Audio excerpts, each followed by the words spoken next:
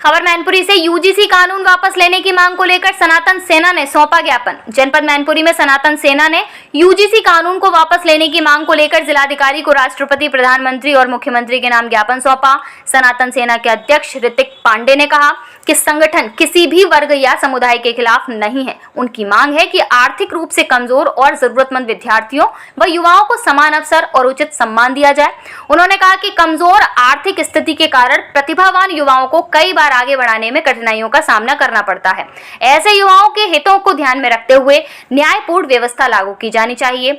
सनातन सेना ने सरकार से संबंधित कानून और नीतियों पर पुनर्विचार कर आर्थिक रूप से कमजोर युवाओं के हित में उचित कदम उठाने की मांग की।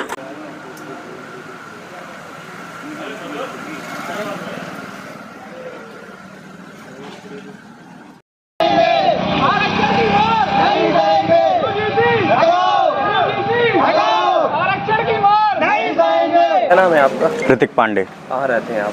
मैं रहता हूँ ईशा नदी पुल मैनपुरी। आज आप तमाम लोगों के साथ जिलाधिकारी कार्यालय आए हैं, क्या मांगे हैं आपकी? मैं चाहता हूँ कि ये जो यूजीसी का रोल आई है, यूनिवर्सिटी ग्रांट कमीशन जो अभी एक न्यू रोल लेके आई है, इसको तुरंत के तुरंत इमीडिएटली इसको रोल बैक किया जाए और जो आरक्षण है उसमें रिफॉर्म किया जाए। क्योंकि देखिए यूजीसी में मैं बताऊं, यूजीसी में जो लॉ है उसमें जो दलित पिछड़े वर्ग का जो व्यक्ति है उसके लिए लॉ है कि अगर वो किसी भी जनरल कास्ट के बच्चे से अगर वो ऑफेंड हो जाता है या उसे लगता है कि इसने कुछ जाति सूचक शब्द कहा है हमारे बारे में, तो वो उस पर मुकदमा कर सकता है, उस पर केस फाइल कर सकता है और उसका पूरा भविष्य मिटा सकता है।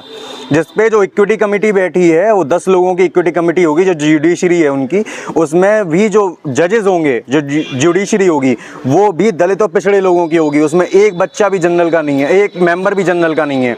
और दूसरा, फेक कंप्लेंट करने वालों पे कोई एक्शन क्यों नहीं है भाई? उन पे भी तो कोई ना कोई रोल होना चाहिए, है ना, होना चाहिए ना। अब ऐसे तो हम पे काफ़ी सारे फेक मुकदमे हो जाएंगे। इतिहास गवाह है कि 70% हम पे फेक मुकदमे हुए हैं पहले भी इन्हीं सारी चीज़ों को लेके। अब ये एक नया नाम दे दिया, बस चीज़ वही है, नया नाम दे दिया इमीडिएट एक्शन करने के लिए। इमीडिएटली जेल में डालो इन्हें, इमीडिएटली चालान करो, एक नया नाम दे दिया, बस चीज़ वही है। और 100% इसका पूरा जो है मिसलीड किया जाएगा, मिसगाइड किया जाएगा लोगों को। इस पर झूठे मुकदमे होने तय हैं। हमने मूंछ पे हाथ मार दिया तो मुकदमा, चोटी पे हाथ मार दिया तो मुकदमा, तिलक लगा लिया तो मुकदमा।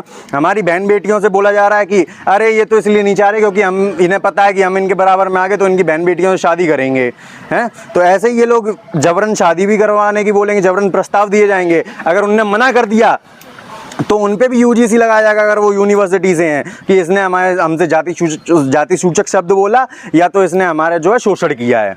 ऐसे करके उस पर भी मुकदमा किया जाएगा। हमारी बच्चियां भी सुरक्षित नहीं है भाई। और मिले आप?